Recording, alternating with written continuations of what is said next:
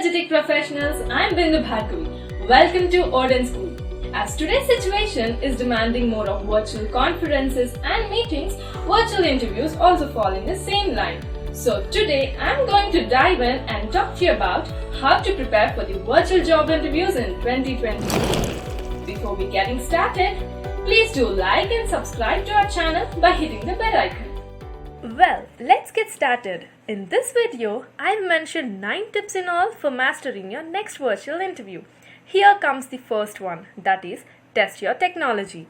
The minute you agree to a virtual interview, test your technology to ensure you're set up for success.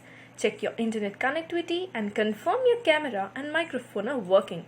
If the picture is grainy or you're experiencing an echo, you might need to buy a mini webcam with a built-in microphone, which is hard to do 5 minutes before the interview, so don't procrastinate.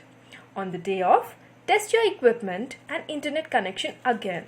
Technical savvy is one of the top 10 traits employers are looking for, and by fumbling around with your audio or lighting during the call, you give the hiring manager a reason to question if you're the right candidate for the job. So be careful. Now, let's get into the second tip, that is, set the scene and minimize distractions. While testing your technology, determine where to take the interview. Find a room with optimal lighting, preferably near a window or a blank wall to guarantee you're the focal point of the conversation. Whether you sit on your living room couch or in your home office, tidy up your surroundings. It's hard to convince employers you're detail-oriented and organized when there's laundry visibly piling up in the corner. And once settled down, eliminate all the distractions. Turn off the TV, silence your cell phone, and close any nearby windows to muffle neighborhood traffic. While this explains about the arrangement, our next tip talks about the preparation, that is, sit down prepared. Just because you're on a computer doesn't mean you can search the web for answers mid-interview, so avoid clicking around. You want to appear focused and ready to answer any questions without the help of the internet. Research the company ahead of time and jot down notes for easy reference. Also, print out a copy of your resume so that you don't forget key talking points. And it's also best to come with answers to common interview questions such as, why are you interested in this role? What do you know about our company? And what are your biggest weaknesses? More of the sort. And most importantly, avoid memorizing each response so you don't sound overly rehearsed. Instead, write some high-level thoughts down on post-it notes that you can stick to your computer. And you should also be prepared to answer, do you have any questions for me? Remember this. Well, being clear with the above 3 tips, let's jump into the fourth one. That is, practice, don't memorize. You don't want to sound robotic throughout your interview, whether answering or asking questions or giving your elevator pitch.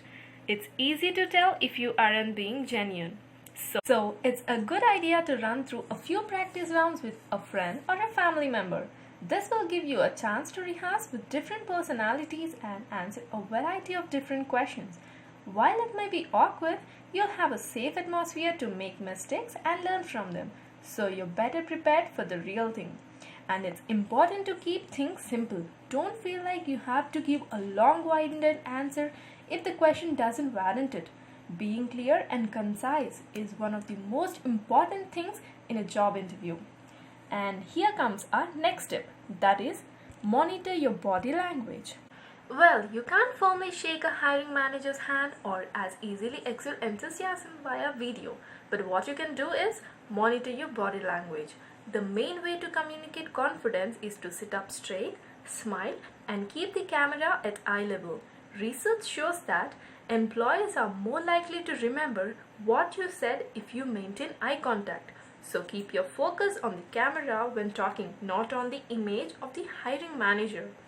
While the above tip explains about your body language, here comes the tip that explains your dressing sense. You might be sitting near your bed, but you shouldn't look like you just rolled out of it. Dress as you would for an in-person interview.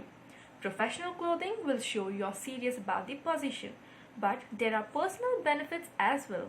Studies show that people feel most authoritative, trustworthy and competent when wearing formal business attire. Here we go with the next tip, that is, make a connection.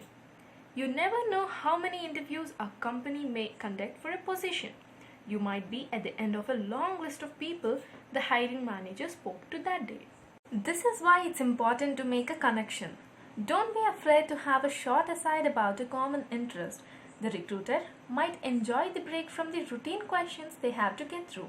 It's not easy to connect with everyone, but it's a crucial part of a virtual interview.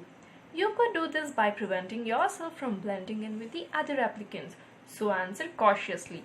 And here comes our next tip, that is, be yourself. A key task for a recruiter is determining whether you would be a good fit for the company's culture. This can be challenging during a virtual interview because there is a physical disconnect. It's more difficult for the interviewer to understand your enthusiasm through the screen, so make sure you're expressive when answering questions. Some people will be able to tell if your vibe fits the company right off the bat. Give them a reason to push you through to the second round of interviews by shining a light on how you can help the organization. And here comes the last step, that is, immediately follow up. Within 24 hours of the interview, send an individual thank you email to everyone you met. Not only will it show you value their time, but it provides you the opportunity to resell yourself and express the unique strengths you bring to the role, or share any talking points you forgot to address. If there was something specific you bonded over, mention that in the email so you stay top of mind. Or if an interviewer brought up a particular business challenge, use the follow-up as a way to propose potential solutions. Just keep the email concise. You want your note to leave a long-lasting impression, not immediately end up in the trash. So friends, this is all about our 9 tips. Hope you enjoyed it. May this video help in building a bright career ahead. Thanks for watching. For more videos like this, don't forget to subscribe to our channel. All the best.